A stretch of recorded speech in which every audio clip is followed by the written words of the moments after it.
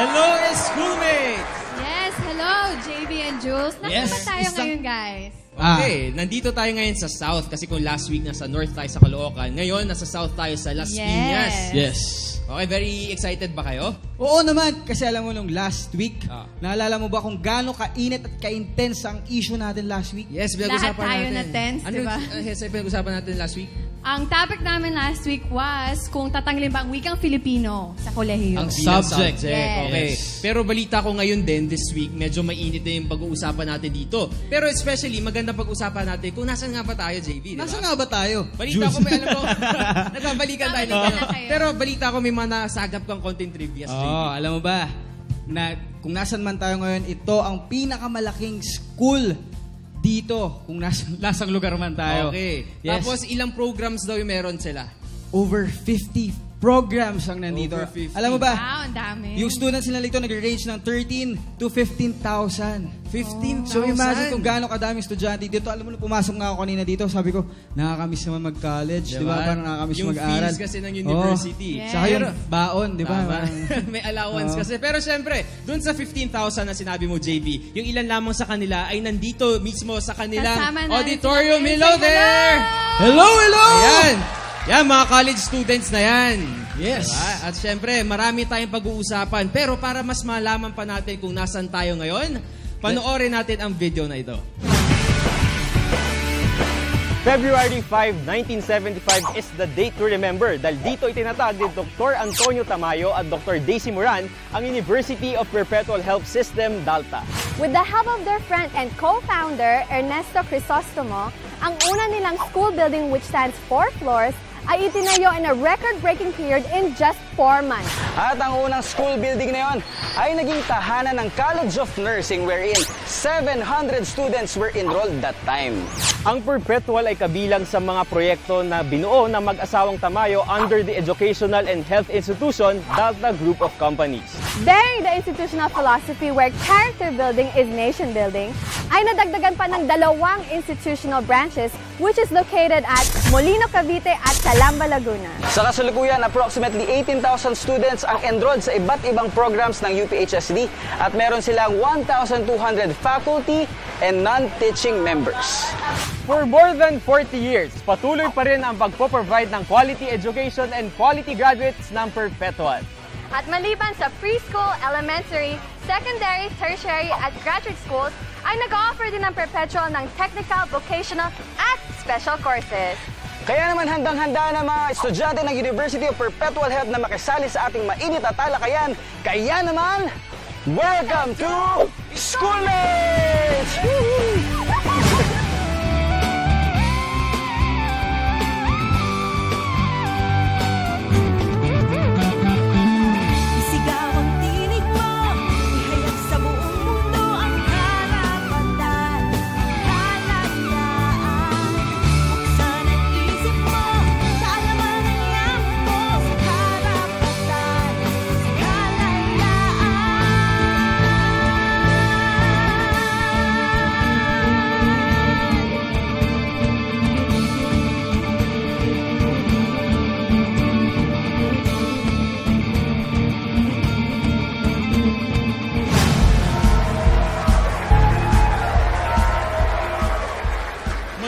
Magandang gabi sa inyong mga schoolmates. Halos ilang linggo pa lamang ay opisyal na pong nagbukas ang pasukan at kaya naman hanggang ngayon, JV at Hesa, ramdam na ramdam pa rin natin ang excitement ng mga nagbabalik eskwela. Tama. At syempre, para dagdagan ng saya, maya-maya lamang ay mapapakinggan at mapapanood po natin ang 2 grupo na magpapalitan ng kanilang mga opinions and insights hinggil sa isang napapanong issue na syempre nakakaapekto sa youth sector. Tama ka dyan, Jules. And aside from the 2 teams with us here today, may chance din sumali ang ating mga audience at i-voice out yung mga opinions nila.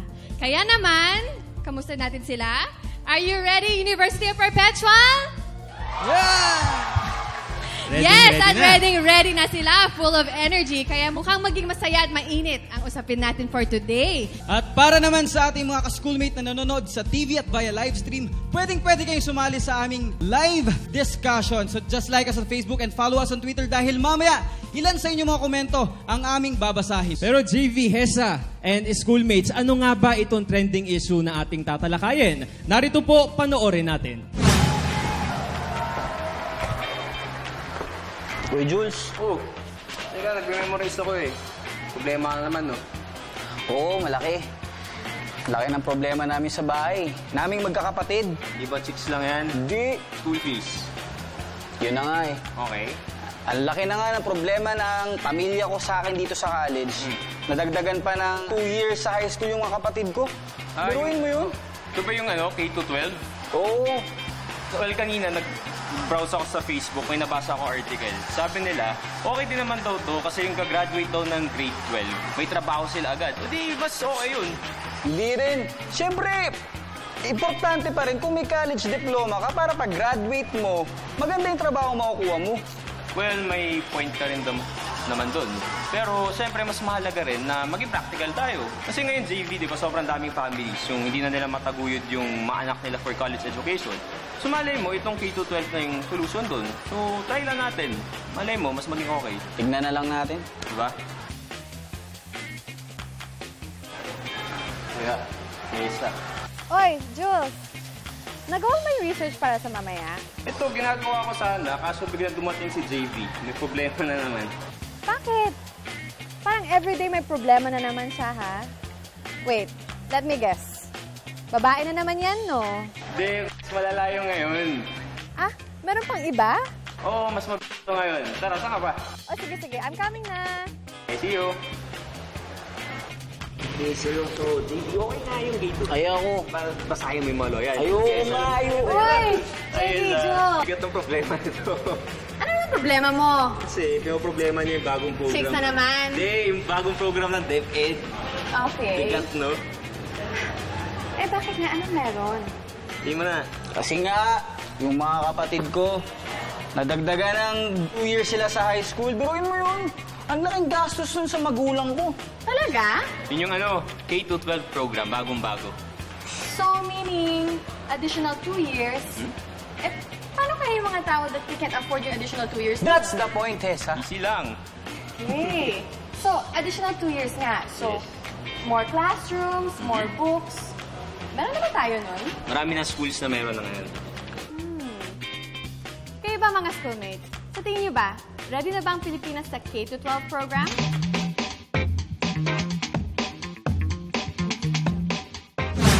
Alright, mga schoolmates, ayan, natunghayan na natin, Hesa. Yes. Yung kahandaan natin sa bagong educational system o ang K-12 program ang ating pag-uusapan. Kung ready na nga ba ang Pilipinas hinggil dito sa programang ito. At syempre, kailangan din natin malaman, Hesa, yung mga pros and cons ng K-12. Yes, that's right, Jules. At kasi sa ngayon, ini-implement na sa ating bansa itong K-12 program, which is believed to help the solution para ma-strengthen ang quality ng education sa ating bansa. That's right. And also, may mga opinion na pabor or hindi pabor sa bagong programa na ito. So let's see kung ano masasabi nila at mga opinion nila. Okay, regarding this program, of course. And syempre, naging malaking issue rin sa iba't iba nating mga kababayan yung additional 2 years kasi na pag-aaral, Hesa. Kasi syempre, di ba, meron ng grades 11 and 12 na madadagdag sa usual na curriculum natin. And of course, kung meron din tayong mga kababayan na nagda-doubt kung ready na nga ba tayong i-embrace itong changes na to sa ating kultura at syempre sa ating educational system. So, ang K-12 nga ba ang sagot ng problema sa ating edukasyon? At handa na ba tayo dito sa Pilipinas? Lahat ng iyan ay pag-uusapan natin maya-maya. Alright, kaya para wag na natin patagalin pa, Hesa, at simulan na natin ang diskusyon sa napapanong issue na to. Sisimulan natin ating talakayan at Hesa, balita ko may makakasama tayong 2 teams from the College of Law dito sa University of Perpetual. Sino-sino ba sila? Yes, at pakilala na natin ang members ng debate team. Sila ang mga law students at miyembro ng debating team ng Perpetual University. Sila ay pabor at naniniwala sila handa na ang Pilipinas para sa bagong K-12 program. Let us all welcome Jason, Marjorie, and Raul! Okay. Alright, syempre, ang ating pangalawang grupo naman ay nagsasabing hindi hindi pa napapanahon ang pag-implementa ng K-12. Let us all welcome Hannah, Eman, and Elaine.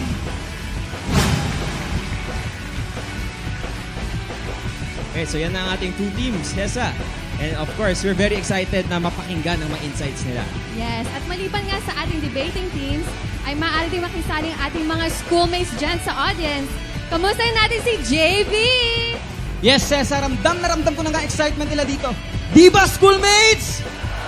Ayun, at syempre, handa na rin ang University of Perpetual Help System data to share their thoughts. Dito, kung sa usapin kung handa na nga ba tayo para sa K-12. Kaya balik muna dyan, Jules and Hessa. Maraming salamat sa iyo, JV. At syempre, Hessa, sa ating pagbabalik ay sisimulan na natin ang mainitang diskusyon. Dito lamang yan sa It's Schoolmates. May pakialam ka!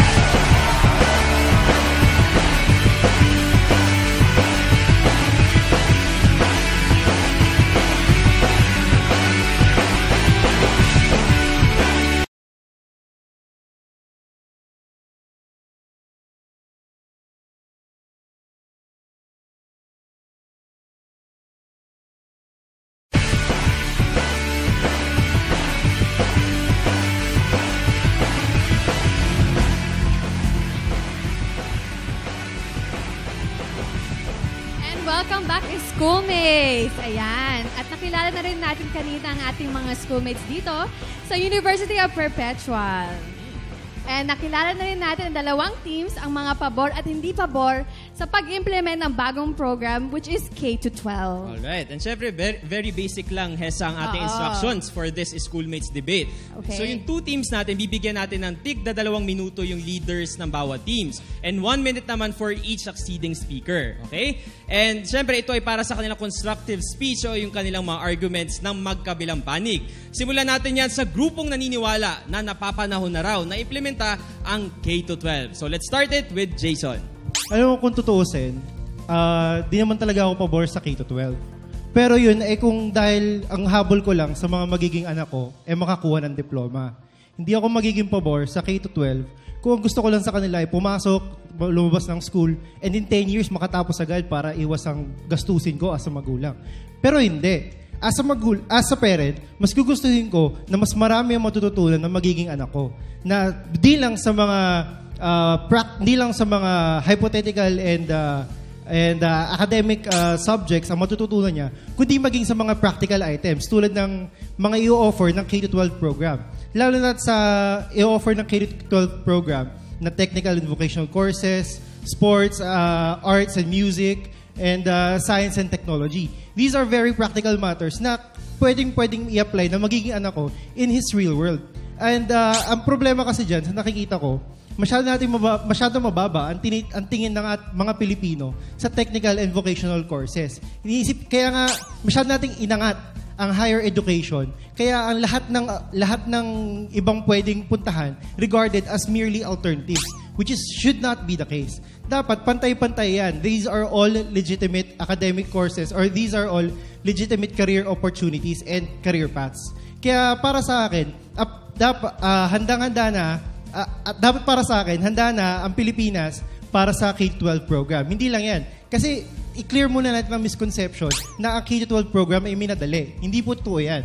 Since 2010, even before President Ninoy Aquino, even sa panahon ni Gloria Macapagal-Arroyo, hinahanda na ang Pilipinas para sa K-12 program. Kaya dapat, by this year, talagang handa-handa na ang Pilipinas. Alright. Thank you so much, Jason. At pakinggan naman natin ang masasabi ni Ana. Pangarap ng bawat magulang na makagraduate ang kanilang anak. Ngunit kapag pinasa ang K-12, para na rin natin pinatagal at pinahirap para sa kanila na makamit yung mga pangarap na yon. Diretsahan na tayo, punto por punto. Para ako sa pag-asenso, para ako sa pagbabago, pero hindi solusyon ng K-12. Bakit? Dahil hindi kalidad ang pinag-uusapan dito, dagdag na taon. Nasaan ang kalidad kung ang teacher natin ay dumaan lang sa 1 o 2 summer training? Yung iba hindi pa nakakadaan. Nasaan ang kalidad doon? Pangalawang punto, hirap na nga tayo. Tapos dadagdagan pa natin ng gastos. Saan natin kukunin ang pantusto sa 2 taon na iyon? Pangatlong punto, sa vocational course na sinasabi nila. bakit hindi na lang natin dagdagan ang TESDA na sa bawat probinsya? O kaya pag-graduate din na muna yung mga gustong magtrabaho. O kaya mag-focus na yung kailangang pursigihin yung kurso nila. Pang-apat, sa ibang bansa, libre ang pagkain sa public school. Sa ibang bansa, mataas ang antas ng kanilang pamumuhay. Dito sa Pilipinas, ganun din ba? Tignan natin ang realidad. At ang realidad ay hindi pa tayo handa. Alright, maraming salamat sa iyo, Hana. Sobrang parang mula sa puso yung sinabi niya, no? Na parang pinatagal daw at pinahirap para maabot yung mga pangarap. Pero siyempre, may masasagot dyan si Raul. First, I would like to pose a rhetorical question. Takot ba tayo sa pagbabago? Are we afraid of change? Nakakatakot naman po talaga ang pagbabago, lalo na sa mga bagay-bagay na nakasanayan na natin sa ating habang buhay. Subalit, ang K-12 ay very necessary sa ating panahon ngayon. Ang K-12 po ang cure sa deteriorating na Philippine education system. Bakit? Actually, ang contention ng speaker sa adverse party ay dagdag po ito sa tustusin ng magulang. Pero ang konsepto talaga ng K-12 ay hindi po plus 2 years before graduation, but minus 2 years before work. So, ibig sabihin, pwede na po kayo agad makapagtrabaho with better employment opportunities after graduating senior high school. So, ang K-12 magbibigay sa inyo ng enough skills para gamitin nyo in preparation for your college and, of course, even for employment. Okay. Alright, thank you, Raul. So, tinatanong nga niya, are we afraid of change? Ano masasabi mo, Elaine? Para sa akin, kahit gaano kaganda ang layunin ng K-12, kung hindi naman handa ang ating gobyerno, ay hindi rin ito magtatagumpay. Alam naman natin na hanggang ngayon, doon pa lang sa matagal na nating 10-year curriculum, marami pa rin ang kakulangan sa teachers, marami pa rin ang kakulangan sa classrooms. At ano ang resulta nito? Ang student-teacher ratio sa public school, 1:50. Yan ba ay magandang kalidad ng edukasyon? At ngayon, na madadagdagan pa ng K-12, lalong tataas ang ating dropout rates. Nako, very short pero full of facts, Hesa. Kulang daw sa classroom at kulang daw sa mga buildings and books, pero dadagdagan pa. Ano kayang masasabi dito ng pabor sa K-12? Ang kabataan ang pag-asa ng ating bayan. Paano ito magiging totoo kung hindi sila armado ng tamang edukasyon? Oo, nasasabi nyo na kulang tayo sa teacher. Natignan nyo na ba ang website ng DepEd? Natignan nyo na ba ang implementing rules and regulation regarding the K-12? Well, I think you should read that. Kasi po, ito pong K-12, hindi po ito minadali. Ito po ay since 2010, naggawa na po ng maraming studies regarding this matter. Hindi naman po siguro ipapasa to ng Senado kung alam natin na marami pang flaws ito. Ito pa po ang aking masasabi. Ang K-12, hindi po siya burden para sa mga magulang, para sa mga teachers, at para sa mga estudyante. It is a tool. Itong K-12, it will enable our graduates to be employed, to be competitive globally, which is in line with the ASEAN Integration 2015. Kaya gusto ko pong imungkahi sa inyo na lawakan po natin ang ating pag-iisip. Buksan po natin, tanggapin natin ang pagbabago dahil para naman po to sa atin.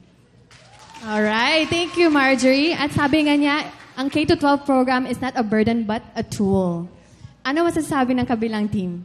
If you do visit the website of Department of Education, they have released a primer wherein they are promoting K-12 and the information that we need to know about it.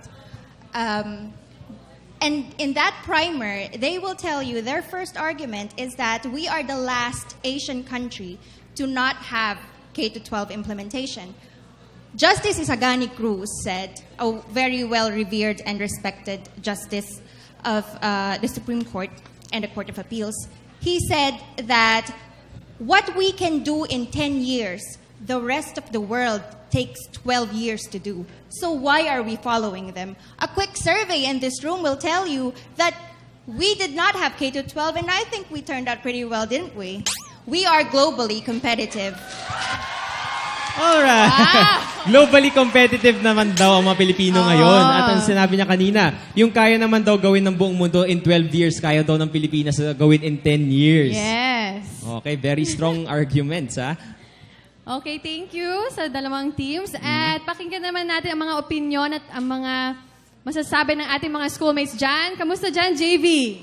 Thank you, Hess and Jules. Alam mo, bago yan, we would like to acknowledge the presence of the representative of Department of Education and to all the faculty and members na nandito ngayon. Magandang araw po.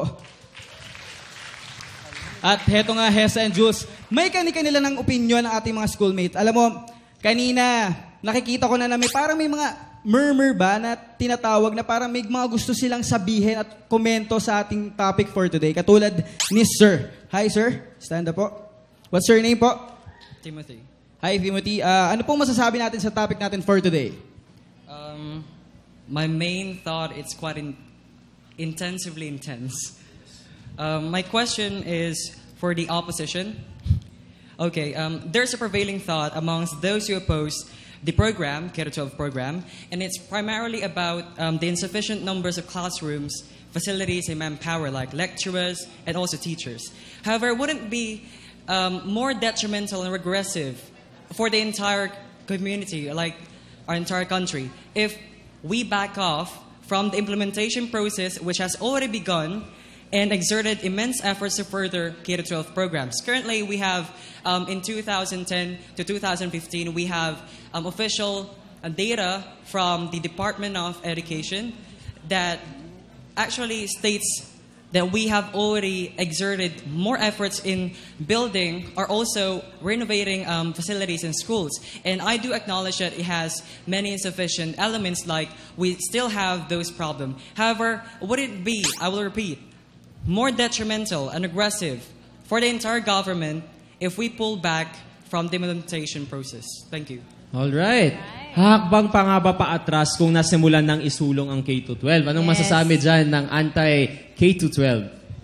The issue of insufficient classrooms, error-free textbooks, and insufficient number of teachers has not been resolved even with the implementation of the K-12 program. Therefore, it is not the solution to the problems that we have right now. Besides, not even majority of the schools nationwide are K-12 ready. Schools, as their USP or their unique selling point, would say we are K-12 ready, meaning that we should have more students. They should bring in more students because we are K-12 ready. That is an implication saying that the rest of the schools are not prepared for this implementation, for this change. Therefore, what are we going to do about the other schools not prepared? This promotes social disparity among our students. Instead of giving them accessible quality education, we deprive them of what they should have. All right. Thank you so much, Emma. Do you have follow-up questions? Yes, okay. First, thank you for your response. I highly appreciate it. I think what you did is quite rhetorical and also produces a backlash against your own statement. You said that it has insufficiency, and we do acknowledge that. However, if we do pull off from the entire implementation process, it's still going to deprive existing K-12 ready schools the chance to further their own programs, and it'll also I'm not sure if this is the right word, but I'm still going to use it. Demolish the entire foundation for this K-12 program. So, regardless of the entire problem or issue that we're having right now, would it be more potentially advantageous for us to work together instead of making more critical? Yes, critical means important. However, we are also impeding the entire progress of this implementation process. Thank you. Thank you for your follow-up question. Pulling the plug from K-12 does not take away our government's responsibility to provide more classrooms, to hire more teachers, and to provide our students with error-free textbooks. It is their obligation, ever since, to provide these let's say, requirements for quality education. Alright, thank you so much for that. Ayan, so may tuloy-tuloy ng discussion dito hinggil Yes. sa isang question. And Yes. of course, JV, meron pa tayong mga insights dyan. Jules Hesa, meron pa tayong another question from ate. Hello? Hello, ate. What's your name? Norwin. Ay, wait lang Jules Hesa. May napansin lang ako dito sa University of Perpetual. Ano yan, JV? Na ang gaganda pala ng mga babae dito. Ayan eh. Yan ang gusto natin. Ayan. Okay, sige. Ano Going tanong? back, okay ate, ano masasabi mo sa ating topic for today? Okay, first of all, good evening to our debaters. I have actually 2 questions about the insufficiency of our teachers. So how are we going to ensure the quality and, of course, the accessibility of this K-12 if we do not have this certain amount of teachers that will teach our next students, because of course there will be a lot more students than they were here before, and of course a lot more in the coming future. Thank you. Okay. Alright. Kulang naman daw ang teachers sa paano ma-implement ng maayos ang K-12. Alright. So maraming salamat sa iyong katanungan. Sa umpisa niyan kasi, sinabi namin na handa na ang Pilipinas sa pag-implement ng K-12 program, di ba? Since 2012, naghahanda na tayo. Ang operative word kasi dito is prepared and ready. Hindi natin sinabing solve lahat ng issues. Magkaibang bagay yun. Kaya para sa amin, may mga kakulangan talaga ng, kung may kakulangan ng classroom, may mga kakulangan ng teachers, syempre dahil dumadami ang ating populasyon, hindi naman nagiging static yan eh. At saka ang pag-provide naman ng classroom, pag-provide ng teachers ng ating gobyerno, ay tuloy-tuloy yan. So talagang padamihan ng padami. Iangat sa ating midterm report ng K-12, patuloy ang pagtayo ng classroom natin, pag-provide natin ng mga teachers sa iba't ibang parte ng magulang. Actually, may sagot pa dyan na kasama ko si Raul. Okay, thank you po sa tanong niyo, napakaganda. I-address din po yung concern ng kabilang party regarding dun sa kakulangan ng teachers. Actually, kung nabasa niyo yung Republic Act 10533, Section 8, meron dun regarding sa hiring. Pwede silang mag-hire ang basic ed, pwede sila mag-hire ng mga graduate na mga relevant course para magturo sa basic ed. So, hindi na kailangan necessarily ng teachers. Ang only requirement lang nila is kung magpo-full-time yung, let's say, empleyado, kailangan nilang kumuha ng licensure examination for teachers within 5 years after employment. Tapos kung part-time naman, wala yung requirement na yon. Meaning kahit sinong graduate with a relevant degree, pwede siyang mag-apply as a teacher sa basic ed. So, mas madadagdagan natin mga teachers. Ayan. So may dagdag trabaho pa pala, Hesa. Bukod sa may mga dagdag na teachers sa K-12, even yung mga ibang related fields, pwede rin pala magtrabaho. As long as may certificates sila, Mhm. diba? So, pwede rin naman pala. So, it's not a total loss of jobs. Alright. So, balikan natin si JV. Yeah, meron pa siyang isang question para sa kabilang partido. Para po sa cons, this concerns about being globally competitive. So, about being globally competitive, of course, the K-12, it's the one of its main is, of course, to improve. So I would just like to ask, it would actually not hurt to improve our skills because we are, of course, globally competitive. I would just like to ask, won't it be better or would it be for the betterment if we won't just be one of those globally competitive, but maybe number one of those who are globally competitive? Thank you. Okay, global competitiveness ang kanyang punto. Anong sagot dyan ng anti-K-12? It's okay to be globally competitive. However, the K-12 VocTech, the vocational and technological and livelihood track is poorly structured. They just patterned this track from the TESDA. And according to the TESDA, only 55% of TESDA graduates are employable. So how can you say that the additional 2 years would be a big help to become globally competitive? Okay. Ayan ang response siya regarding global competitiveness. Ayan, gusto ata sumagot ng next panig, pero mamaya, meron tayong rebuttal stage dyan kasi meron pa atang sasabihin si JV Hesa, right? Balikan natin si JV sa social media para sa Facebook and Twitter. Yes, ito. Marami na rin comments ang dumarating sa ating Facebook and Twitter accounts gaya ng ipinadala ni Patricia Marie Cuevas. Sabi niya, madaming nahihirapan mag-adjust sa K-12. Feeling ko, di pa ganun kahanda ang marami sa ating mga kababayan, lalong-lalo na sa mga nanay. Ayon naman kay Samantha Salazar, sobrang okay at sobrang swerte ng mga estudyanteng makakaranas ng ganitong programa, ang K-12. Napakadaming benepisyong makukuha dito. Patuloy lang kayo magpadala ng inyong mga komento sa ating Facebook and Twitter accounts, kaya balik muna dyan, Jules and Hesa. Salamat, JV. At sa aming pagbabalik, marami pa tayong dapat pag-usapan tungkol dito sa K-12 program. Stay with us dito lang sa Schoolmates, May Pakialam Ka!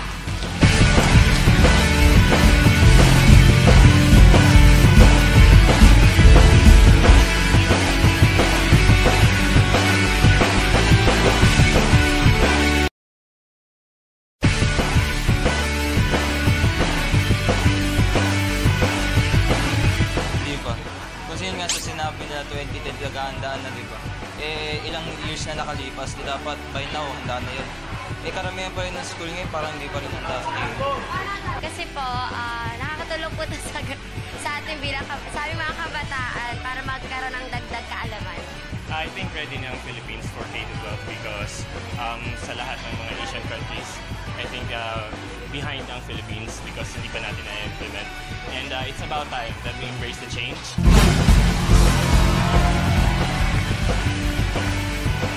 Alright, and we are back and of course, we're still watching is Schoolmates. Of course, Hesa, bago natin sila bigyan ng chance na mag-rebuttal, meron muna tayong questions. Lalo na yung very unique daw dito sa K-12 ay gagamitin itong mother tongue sa paggamit, sa pagturo. So, pag ganon, if you're from Iloilo, Ilonggo. Yes, sobrang daming languages ng Philippines. So, Okay. mas maintindihan daw kasi ng mga students. So, sa tingin nyo, para sa Team K-12, itong paggamit ba ng mother tongue bilang medium sa pagtuturo ng K-12, talagang mas makakabuti para maintindihan ng mga estudyante yung mga lessons? So, baka maging divisive to eventually. Anong tugon nyo dyan? Okay, thank you for that question. Napakagandang tanong po niyan. Actually, ang konsepto ng MT or mother tongue medium of instruction ng K-12 ay napakaganda.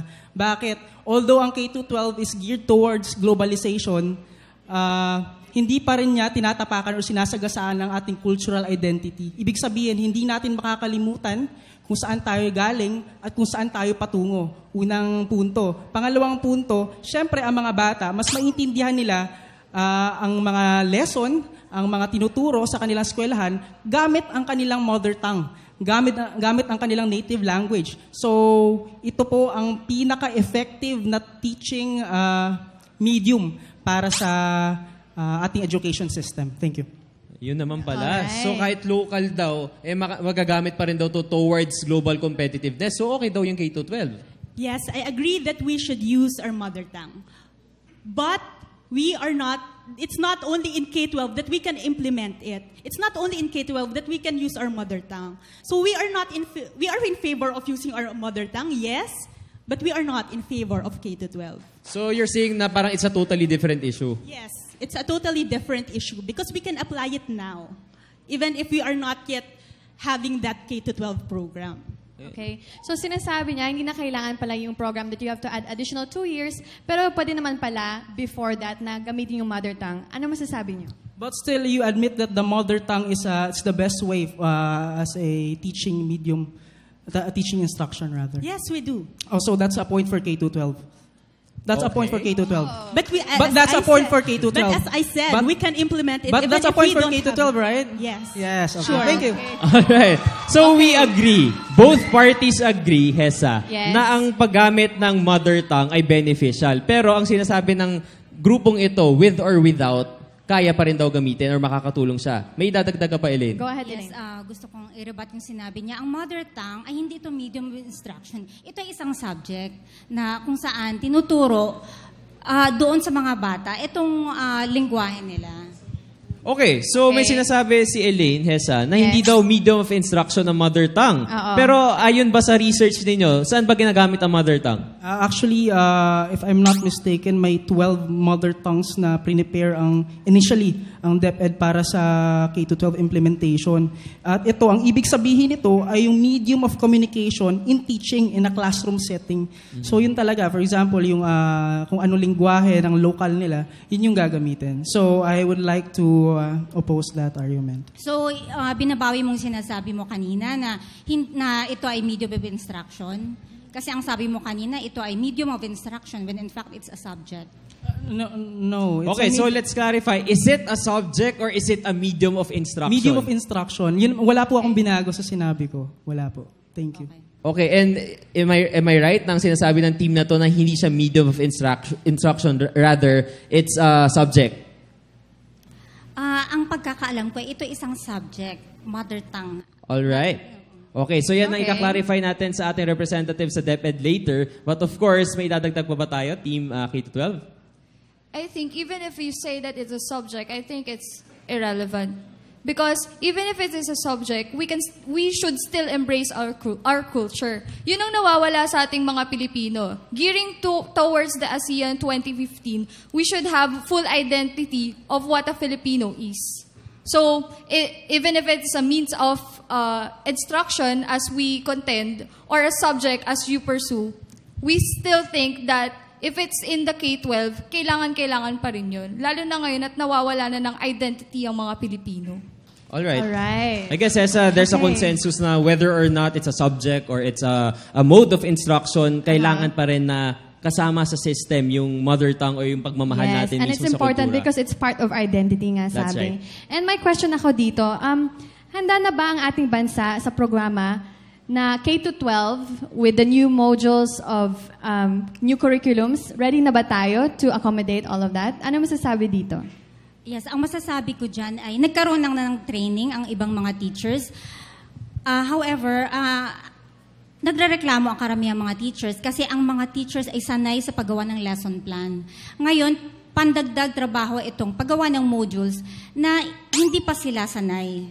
So yun, magkakaroon ng problema sa baba ng sahod ng mga teachers. May karagdagan pa silang trabaho. Alright. So, ang sinasabi ni Elaine na yung preparedness, yun daw yung pagkukulang para dito sa K-12. Ang sinasabi niya kanina, yung paggagawa ng lesson plan, part naman daw siya talaga ng duty ng teachers. So, yung preparedness factor na yan yung kine-question ng kabilang panig. Anong masasabi niyo dyan, Team K-12? Tulad nga ng sinasabi namin kanina, K-12 has been in progress since 2010. 2010 to 2015, there have been classrooms and buildings built or constructed in the country. Also, if my memory serves me right, at the year 2012, there's 1-to-1 ratio of the textbook and the student. And also, with the teaching, there are more than 100,000 hired professionals for the position. And also, ang naririnig ko lang naman is puro reklamo sa pagbabago. Puro reklamo sa added na trabaho. Kasi, sa punto lang naman namin is, hindi ba't kung i-improve natin yung lumang system, hindi ba't may cost din naman yun? Hindi ba't mag-hire din naman tayo ng added teachers, magko-construct din naman ng classroom? Bakit hindi na sa K-12? Bakit hindi na sa K-12 kung saan standard na siya globally? Bakit hindi na lang dito tayo gumastos? Hindi yung gagastos tayo ngayon para gumastos na lang later. Alright, thank you so much for that point, Hessa, regarding preparedness yun. Yes. Ngayon naman yung gusto ko itanong, syempre, very important to in all programs and policies na gusto mong implement, yung budget. Syempre, kung paano siya ma-implementa. Sa tingin nyo ba, unahin ko na muna sa team na to na anti-K-12, ano ba ang problema? Nasa sistema ba ng educational system o doon sa paglalaan ng pondo? Our group does not believe that the educational system is problematic. In fact, it's our political governance and the system that we have implemented that is the problem. The Philippines has so many problems. That's a fact. But one of the things that we can be proud of would be our educational system and the students that reach great heights wherever they go because of them being products of our educational system. Alright. So, wala daw problem ang educational system. Siguro before we go to JV, may dadagdag pa ba ang pro K-12? Ano masasabi niyo? To answer your initial question, I think hindi naman problema sa budget ang wala namang feeling ko wala namang magkakaroon ng problema sa budget in implementing this K-12 because years and years but education has always been the biggest budget allocation in our GAA, General Appropriations Act. And if it's not the biggest, it's one of the biggest budget na may inaaloka ang gobyerno. So tulad nga and that is in consonance with yung sinabi ng partner ko kanina si Marjorie, na kung gagastos naman tayo to improve our current situation, our current facilities, why not improve it for the better in making it standard globally? All right, thank you so much, Jason. So sinasabi nga niya, there's no problem with the budget naman. Ayan. So, yan. Napag-usapan natin yung preparedness, Yes. yung budget, and of course, yung mother tongue. Very important points regarding K-12. And I heard, marami rin ang mga questions pa tayo from the audience. Hesa. Alright. Balikan natin si JB. Ano masasabi nila dyan? Thank you, Jules and Hesa. Alam mo, nakakatuwa dito sa Perpetual Help dahil ang dami-daming mga estudyante na gustong mag-suggest, magtanong ng kanilang mga question katulad ni ate dito. What's your name po? Hi, Ana. So, ano pong masasabi natin or you have a question po? Di ba sabi nyo, since 2010, pinoproseso na yung topic about K-12. So, sabi nyo, yung Senado, inapprove siya ng Senado. So, ano yung magiging suporta ng pamahalaan sa mga mag-aaral ng K-12? Ayun. Okay. Ayan, once again, na-clarify natin, approve siya ng both houses. Ganun lagi yun, ng House of Representatives at Senate. So, Congress as a whole. Sige, ano ang response ng Pro K-12 dyan? Ano raw ang assistance ng government para sa lahat ng recipients o yung mga nag-undergo ng K-12? Okay, thank you for that question. Actually, nakalaan din yan sa RA 10533. No, unang-una, marami. Unang-una, meron tong DORP. Kasi may contention sila kanina, sinabi nila yung tataas yung dropout rate. Merong dropout reduction program ang gobyerno about that. May free schooling din sa public schools from grades 11 to 12. Meron din kasali dun sa mga free training sa mga teachers para ma-adapt nila yung K-12. Meron din yung sa guidance and counseling. Well, in fact, inalaw nila yung mga guidance counselor na mga schools, even though hindi sila licensed, na magbigay ng career seminars and career advices, consultations sa mga estudyante given na papasa sila sa exam ng TESDA. So, maraming suporta ang gobyerno. In fact, actually, correct ko lang, May 15, 2013 na pirmahan ang RA 10533. Hindi po 2010. Thank you. Okay, thank you so much. JV, balik na sa'yo. Okay, thank you. This one naman, meron pa po tayong question. Kay Kuya, what's your name po? Christian po. From what course si Christian? AB Communication. Okay, ano pong masasabi natin sa issue for today? Di ba yung sabi niyo po kanina, yung K-12 is designed for the students para maging globally competitive. Am I right? So, ano po yung mga patunay na handa na po yung mga students after K-12? Ayan. Basically, hindi pa natin alam sa ngayon. Pero ano kaya ang naiisip ng Team K-12 na what if in 2 years after ng graduation ng grade 12, gaano na ba kahanda yung mga estudyante na to? Ano sa tingin nyo? Unang-una po, sa K-12 kasi, global standard na po siya. Hindi na po kailangan mag-aral muli kung magmamigrate yung estudyante natin. Our graduates of K-12 will be globally competitive and globally ready. And also, yung baka kasi isipin nyo na since hindi naman po lahat nakakapag-abroad, ang pinaka mismong aim din ng K-12 is for those who are only able to graduate from high school, for them to be employable already. Kasi of all the students in the Philippines, only a minority can reach college level. One of the aims of K-12 is to ready those who can only graduate from high school, from K-12 high school, for them to be employable. All right, thank you so much. Are you good with that? Okay. Alam mo, Jules and Hesa, tuloy-tuloy pa rin ang pagpapadala ng ating mga ka-schoolmates sa social media katulad ni Andrea Loren Gomez. Sa palagay ko po, hindi pa handa ang Pilipinas sa K-12 program. Madami pa ang hindi lubos na nakakaintindi kung ano ang magandang nadudulot nito. And more of this sa pagbabalik lang po ng Schoolmates! May pakialam ka!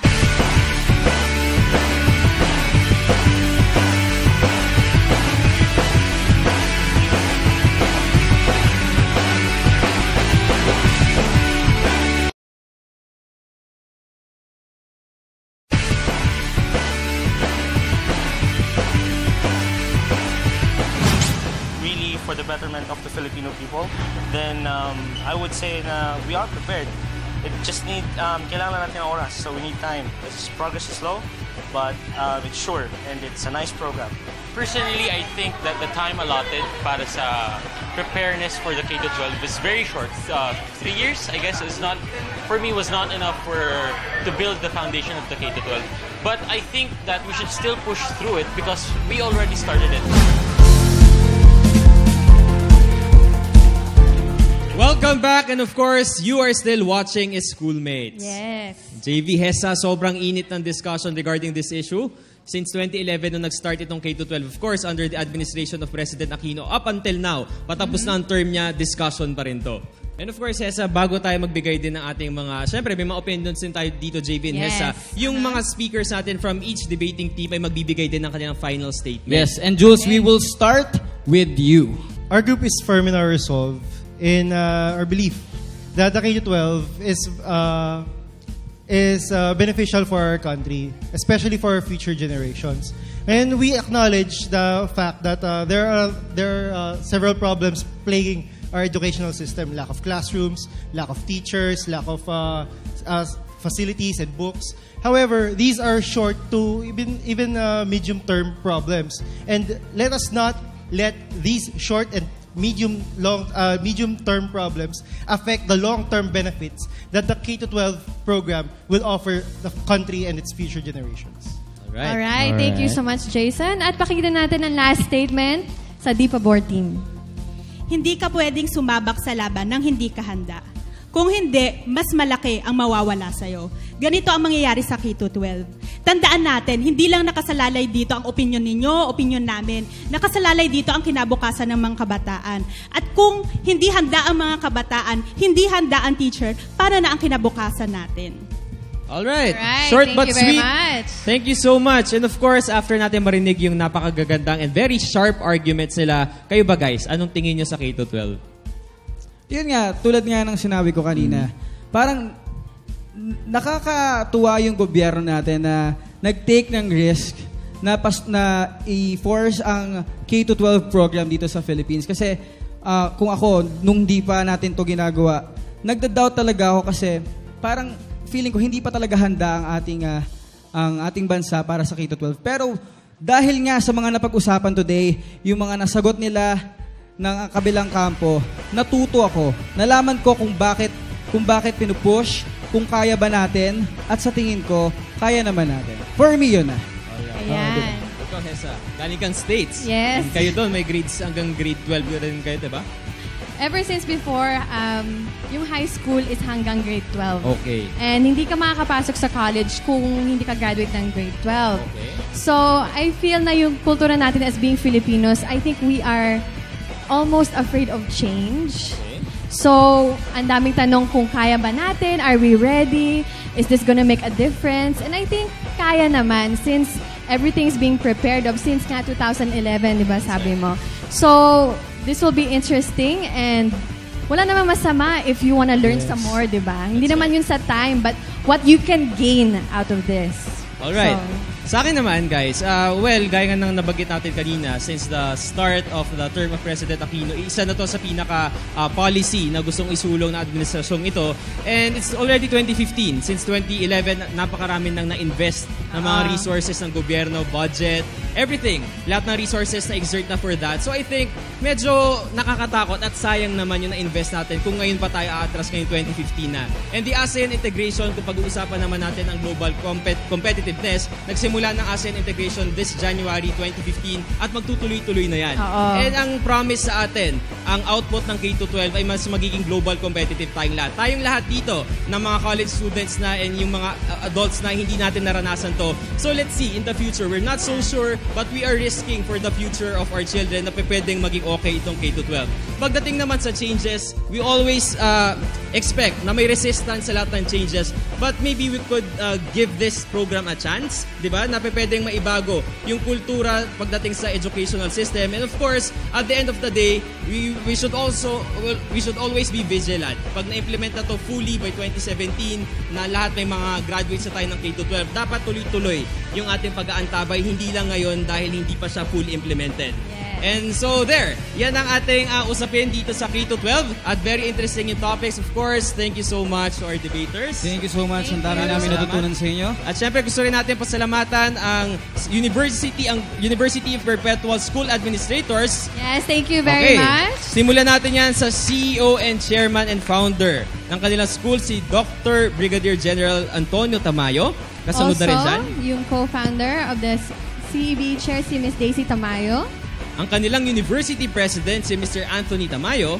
And also the Medical Center President, si Major Richard Tamayo. Right. Thank you very much. Thank you so much for having us here. And of course, I'd like to thank Albert Muto for my hair. And next week, ito, JVN Hesa. Mula sa pag-uusap natin dito regarding sa K-12, very interesting din pag-uusapan natin. Dito pa rin yan sa school na yan. Alam nyo ba kung ano? Ano, Jules? Kung sino ba raw dapat ang maging pambansang bayani ng Pilipinas. Ayan ha, isang siglo na nang nawala sila Rizal at Bonifacio, pero discussion pa rin natin yan, kaya antabayanan natin yan next week.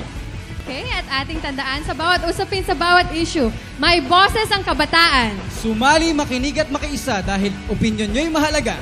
Kaya naman sabay-sabay nating isigaw sa buong mundo is Schoolmates. May pakialam ka!